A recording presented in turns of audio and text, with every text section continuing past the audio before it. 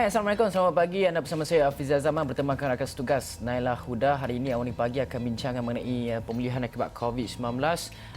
Segmen Realiti Rakyat akan membawakan kisah mengenai sebuah aplikasi yang dibangunkan untuk membantu para peniaga di sekitar Padang Terap. Tapi sebelum kita pergi kepada perbincangan tersebut, ini adalah berita yang baru saja kami terima setakat awal pagi ini berkenaan dengan isu pencemaran air Sungai Selangor yang mengakibatkan gangguan bekalan air tidak berjadual kepada hampir 1.2 juta penduduk ataupun pengguna di Lembah Kelang ini, yang mana pada pagi ini difahamkan terdapat proses pemusnahan reman untuk kes tersebut. Difahamkan terdapat tangkapan telah pun dibuat oleh pihak polis. Semalam pihak polis telah pun buka kertas siasatan di bawah Seksyen 430 kandung keseksaan kerana melakukan perbuatan khianat sehingga mengakibatkan gangguan bekalan air kepada manusia, haiwan dan lain-lain. Dan dalam masa yang sama juga polis turut memaklumkan bahawa difahamkan terdapat 2 hingga 4 orang suspek yang telah pun ditangkap, yang mana melibatkan seorang perempuan, seorang lelaki dan juga 2 orang lagi difahamkan merupakan pekerja. Jadi secara keseluruhannya adalah difahamkan melibatkan sebuah syarikat yang difahamkan akan pemusnahan reman itu akan dibawa ataupun dipohon di Mahkamah Selayang Gombak pada pukul 9.30 pagi hari ini. Dan ini sudah pasti membawa berita yang boleh dikatakan mengembirakan. Penjenayahnya sudah dibawa untuk proses pemusnahan reman, tapi prosesnya masih lagi panjang. Sama ada sabit kesalahan ataupun tidak, belum lagi kita dapat putuskan kerana ini melibatkan satu siasatan penuh perlu dilakukan oleh pihak polis. Nala, selain itu ada kisah dalam masa yang sama ada perkembangan baik juga berhubung dengan gangguan bekalan air ini, di mana pagi tadi saja diumumkan Loji Rawatan Air LRA Sungai Selangor SSB Fasa 1, Fasa 2, Fasa 3 dan LRA Rantau Panjang dilaporkan telah mula beroperasi semula pada pukul 4 pagi tadi, dan operasi itu dilakukan selepas mendapati bacaan pencemaran di sungai berkenaan berada pada kadar 0 ton, iaitu ukuran pencemaran dicapai sebanyak 3 kali, dan dijangkakan gangguan bekalan air ini dapat diselesaikan dalam masa yang terdekat, dan juga bekalan air ini mula disalurkan secara berperingkat kepada pengguna air pada jam 3 petang ini. Dan kami akan bawakan perkembangannya di astroawani.com dan juga buletin-buletin awani seterusnya. Kita nak teruskan dengan segmen Realiti Rakyat pagi ini. Kita nak menceritakan tentang aspek pemulihan akibat COVID-19 yang merupakan peringkat terpenting dalam usaha memastikan negara dapat bangkit lebih hebat daripada sebelumnya, dan ia menuntut kita menyesuaikan diri dengan kelaziman baharu dalam apa jua keadaan sekalipun. Hafizi. Dan fasa ini juga membuka peluang kepada pelbagai sektor untuk memulakan semula operasi, dan ini juga termasuk melakukan inovasi sebagai sebahagian daripada penyelesaian masalah akibat COVID-19. Dan kami di Astroawani bawakan segmen Realiti Rakyat pemulihan ini yang memberi tumpuan kepada usaha pelbagai lapisan masyarakat mendepani cabaran COVID-19, dan ia bermula sekarang.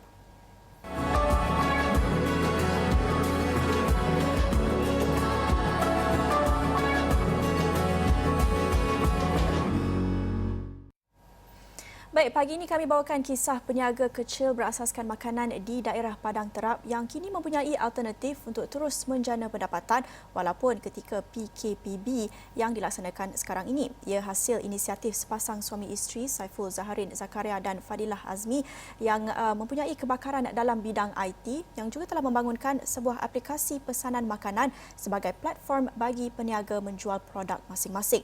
Aplikasi yang dinamakan e-Desa itu dilancarkan pada April lalu dan boleh dimuat turun oleh pengguna telefon pintar yang menggunakan sistem Android, dan aplikasi ini diwujudkan sebagai e-bazar untuk menghimpunkan peniaga di Padang Terap yang terkesan ekoran penguatkuasaan PKP untuk bantu mereka terus jana pendapatan. Dan pagi ini kami bersama kedua-dua individu ini di sebalik inovasi tersebut, Fadilah Azmi dan Saiful Zaharin Zakaria, masing-masing Ketua Pegawai Eksekutif dan Pegawai Pemasaran DZ Media PLT. Assalamualaikum, selamat pagi kepada kedua-duanya. Waalaikumsalam warahmatullahi wabarakatuh. Ya. Selamat pagi, boleh kongsikan bagaimana dapat idea untuk bangunkan aplikasi e-Desa ini? Ya, Assalamualaikum warahmatullahi wabarakatuh. Terima kasih kepada Cik Hafizi dan juga Cik Naila. Terima kasih kerana memberi kami peluang untuk bercakap mengenai e-Desa pada pagi ini.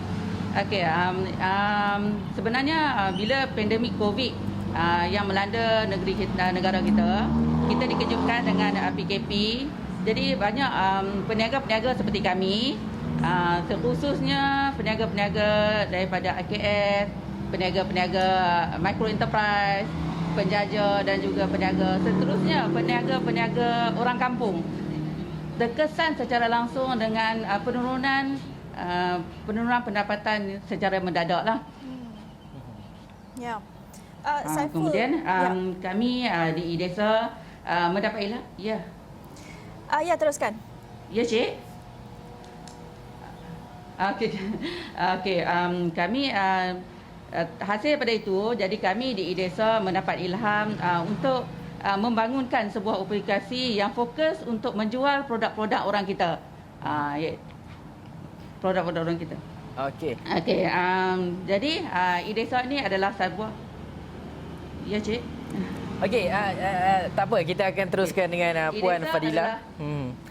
Sebentar lagi, tapi kita akan kita akan pergi kepada Encik Saiful Zahirin. Encik Saiful Zahirin, sebagai seorang pegawai pemasaran di DZ Media PLT, kita nak juga tengok bagaimana kesan apabila aplikasi ini dibangunkan, apa kesan-kesan yang boleh diterima, kesan-kesan positif yang kita nampak daripada peniaga-peniaga itu, apa suara-suara mereka yang boleh didengari. Okey, untuk kesan-kesan para peniaga di kawasan kampung kita ni, di kawasan produk orang kita, secara langsungnya peserta pertama IDESA adalah seorang penjual ulam, dengan mana jualan barangan beliau meningkat 3 kali ganda selepas menggunakan platform IDESA. Sebelum itu, kesan dengan COVID ni, dia tidak dapat berniaga secara biasa. Orang tidak boleh keluar membeli barangan dan juga dia pun hasil lambakan untuk barang-barang ulam-ulamnya. Baik, boleh kongsikan juga bagaimana sambutan daripada peniaga di Padang Terap ini. Kita tahu aplikasi IDESA dilancarkan pada April lalu dan juga mendapat ratusan muat turun pada aplikasi tersebut di sistem Android. Boleh ceritakan dari April sehinggalah sekarang bagaimana sambutannya dari sudut jumlah yang aplikasi itu dimuat turun oleh peniaga dan sebagainya? Okey. Semenjak aplikasi IDESA dilancarkan pada awal Ramadan hari itulah, sebab IDESA ni bermula pada Ramadan. Jadi masa tu semua orang tak boleh berniaga. Jadi kita IDESA ni memberi peluang kepada peniaga-peniaga. Jadi sambutan amat menggalakkanlah. Pada permulaan IDESA, kami bermula dengan 140 orang peniaga dan juga 30 orang runner. Dan sehingga kini alhamdulillah permintaan terhadap IDESA ni kita mendapat permohonan melebihi 1,000, iaitu 1,450 peniaga lah. Dan total download kita sudah menjangkau ribuan lah, dan kita menjangkakan pada Disember nanti kita akan melancarkan untuk second version, yang mana kita akan buka kepada 10 lagi kategori produk-produk, iaitu produk lebih pada makanan, hasil desa, homestay, basah, produk basah, produk bahan mentah, hasil craft. Jadi bila kategori-kategori ini kita buka dan juga pasaran kita pun sudah buka. Sekarang ni memang fokus kepada Padang Terap, kemudian kita akan buka secara berperingkat di kawasan utara, bermula dengan Kedah, kemudian kita akan ke Perlis, Perak dan juga Penang, dan selepas tu barulah kita akan buka kepada keseluruhan Malaysia lah.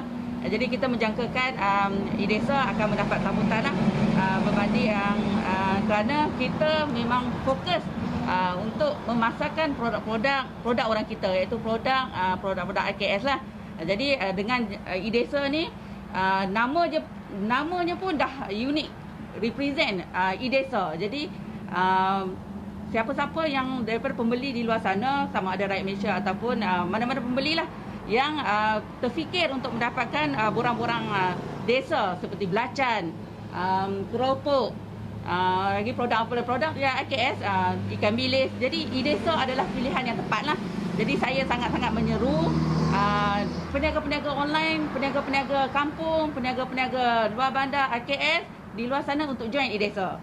Sebab di IDESA kami tidak fokus kepada jenama-jenama besar, kan? Sebab jenama-jenama besar dia orang dah ada nama, dah boleh maksudnya dah boleh luaskan produk mereka tu. Kalau tanpa promosi pun memang dah boleh memasarkan produk mereka.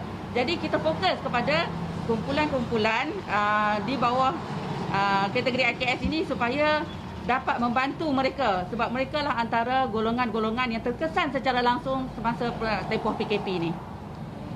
Puan, dalam masa yang sama juga pembangunan aplikasi ini sebenarnya terdapat banyak ya aplikasi yang dibangunkan di negeri Terengganu. Setiap negeri mesti ada aplikasi-aplikasi dibangunkan untuk promosikan produk-produk IKS, produk-produk tempatan dan sebagainya. Jadi apa kelainan ataupun keistimewaan yang boleh diketengahkan oleh e-Desa dalam memastikan persaingan sihat itu memastikan persaingan itu dapat diatasi dan juga dalam masa yang sama memberi limpah ekonomi itu. Okey. Seperti yang kita tahu, nama pun dah e-Desa. Yang pertama sekali nama pun e-Desa dan kita memang fokus kepada produk IKS dan kita tidak membenarkan jenama-jenama besar untuk berada dalam e-Desa. E-Desa sebenarnya kami memandang perkara ini adalah satu persaingan yang sihat. Sebab apa?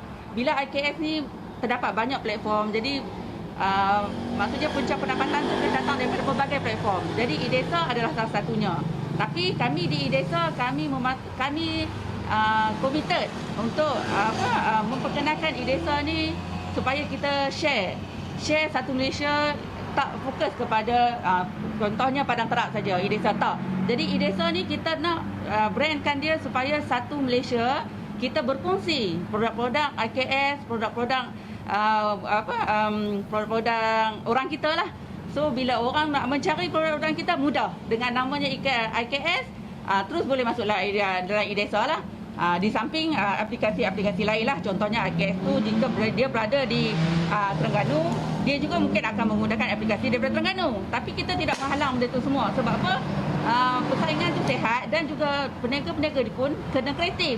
Dia tidak boleh bergantung kepada e-Desa semata-mata. Sebab kita pun di e-Desa, kita menggalakkan kita punya usahawan kecil ini, kita membimbing sebenarnya. Membimbing mereka untuk sama-sama mempromosi produk-produk mereka menggunakan platform kita ataupun platform yang lain-lain. Asalkan dapat menambah pendapatan mereka. Baik, banyak lagi yang kami nak kongsikan mengenai aplikasi e-Desa ini, manfaatnya kepada peniaga kecil dan juga dalam masa yang sama dalam jangka masa panjang juga boleh mencipta peluang pekerjaan baharu. Tapi kita akan berhenti seketika, kembali selepas ini.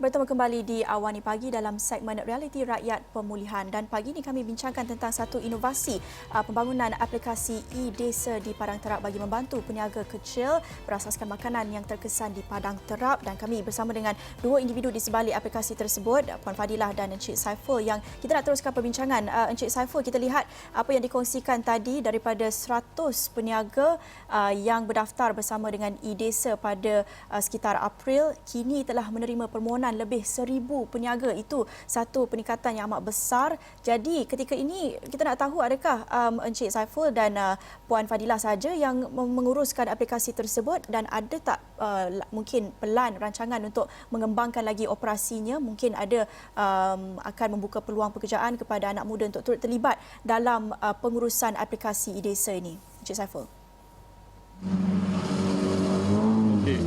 Okey, buat peringkat awal memanglah kami berdua dan juga tim DZ hanya yang menguruskan aplikasi e-Desa ni. Tapi bila kita dah mempunyai permintaan yang tinggi, kita dah membuka peluang untuk mereka grafik, untuk yang menjaga tim tentang e-Desa ini. Kita akan mewujudkan peluang-peluang pekerjaan lebih lagi yang secara tidak langsungnya untuk penghantar makanan, untuk penghantar barang dan juga peniaga itu sendiri. Jadi dengan kita menampak e-Desa ni apabila dibantu oleh agensi untuk mengembangkan lagi aplikasi ini ke seluruh Malaysia, kita yakin bahawa peluang mewujudkan pekerjaan ini adalah tinggi. Dikala rakyat Malaysia ini kehilangan pekerjaan, insya-Allah dengan e-Desa ni ia akan mewujudkan peluang perniagaan dan juga peluang pekerjaan bagi mereka yang terkesan dengan COVID ini. Puan Fadilah, kalau kita nak lihat juga setiap aplikasi apabila dibangunkan dan melibatkan begitu ramai peniaga dan sebagainya. Tadi Puan Fadilah kata nak bangunkan aplikasi menjelang hujung tahun ini ada beberapa peringkat nak dikembangkan daripada Padang Terap kepada bahagian utara dan sebagainya. Sudah pasti ada sasaran-sasaran tertentu nilai jualan yang dicapai. Ada data mengenai perkara ini tak? Ya. Untuk sasaran jualan sebenarnya pada peringkat awal, iaitu pada bulan permulaan e-Desa, data kita hanya di Padang Terap hanya di Padang Terap kita sebenarnya impress macam mana sambutan daripada semasa bulan puasa saja, sebab pada ketika itu untuk pengetahuan semua, Padang Terap ni sebenarnya dia berada jauh di pendalaman. Dia bersempadan dengan border Durian Burung. Jadi dengan masalah internet, talian internet dan juga masalah dari segi kesedaran penggunaan internet. Tetapi pada masa itu pada masa bulan Ramadan, jualan kita mencecah 30,000. Jadi satu angka yang besar sebenarnya bagi kami untuk produk orang kampung di hujung bandar dan hanya fokus Padang Terap saja. Jadi kita sasarkan untuk buka kepada untuk utara dan juga Malaysia. Kita sasarkan selepas ini setiap IKS dapat membuat jualan RM100 seorang sehari. Jadi bila RM100 sehari, so angka jualan pasti akan meningkat kepada akan menyumbang kepada penambahan pendapatan mereka. Jadi kepada RM3,000 sebulan, dan ini akan membantu mereka lah untuk keluar daripada kelompok B40 lah. Itu. Puan Fadilah, kita lihat itu satu peningkatan yang sangat besar, yang jualan dan juga sasaran yang sangat besar.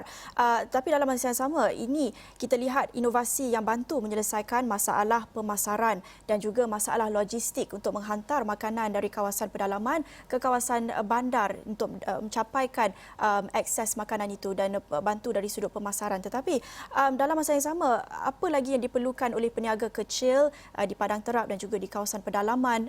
Capaian internet seperti yang dikatakan Puan Fadilah itu antara masalahnya kesedaran penggunaan internet. Bagaimana tahap penggunaan internet dan juga capaian internet di sana? Apa lagi sokongan yang diperlukan peniaga kecil di kawasan pedalaman? Okey. Selepas belanjawan yang baru-baru ini, alhamdulillah terdapat insentif daripada pihak kerajaan. Terima kasih kepada kerajaan yang memerintah sekarang lah, dengan insentif yang pertama sekali insentif RM180 untuk pembelian gadget. Jadi kita perkara-perkara ini sebenarnya sangat membantulah kepada peniaga-peniaga online, sebab trend pembelian secara online adalah menjadi satu perkara sekarang ni dah jadi wajib. Dia dah tak boleh jadi pilihan. Sebab apa? Dalam tempoh PKP kita terhad pergerakan dan kita kena belajar untuk hidup bersama COVID. So salah satu cara dia adalah pembelian secara online. Jadi melalui pembelian secara online ini, bila kerajaan memberi insentif RM180, internet percuma. Jadi benda-benda ini semua membantu sama, bukan saja di luar bandar, sebenarnya di dalam bandar pun ada insentif ni sangat-sangat membantulah. Jadi kami di luar bandar, masalah utama kami adalah mengenai akses kepada capaian internet. Jadi ada yang di kawasan yang luar bandar yang sangat-sangat terpencil tu, capaian internet sangat minimum lah. Jadi mungkin pihak kerajaan boleh melihat benda ni supaya peningkatan internet tu selari, maksud saya peningkatan capaian internet tu selari dengan dasar-dasar kerajaan untuk menggalakkan penggunaan internet. Puan Fadilah, dalam masa yang sama kita nak juga melihat kepada inisiatif dibangunkan oleh kerajaan, contohnya seperti National Technology and Innovation Sandbox NTIS di bawah Pelan Penjana. Sebelum ini ada menyatakan bahawa syarikat-syarikat yang mempunyai kriteria berasaskan teknologi dan sebagainya boleh memohon dana-dana bantuan untuk kembangkan lagi perusahaan yang dilakukan. Jadi Puan Fadilah dan juga Encik Rosli ada melihat mengenai perkara ini tak, untuk memohon dana-dana bantuan kerajaan yang disediakan bagi memastikan bahawa pengembangan aplikasi yang dibangunkan ini? Okey. Kami di IDESA, alhamdulillah kami sebenarnya membuka ruang untuk bekerjasama dengan agensi untuk membantu kami. Seperti yang Cik tahulah, kami ini daripada luar bandar. Jadi kami memerlukan juga sebab untuk promosi dan untuk menaikkan nama IDESA ini memerlukan dana yang amat besar lah. Jadi kami bekerjasama dengan SME Corp dan juga pihak RISDA. RISDA, FEKRA dan KEDA, mana-mana agensi lah, kami mengalu-alukan mana-mana agensi yang dapat membantu kami untuk memasarkan IDESA ni. Seterusnya merangka satu pelan untuk latihan kepada usahawan-usahawan desa.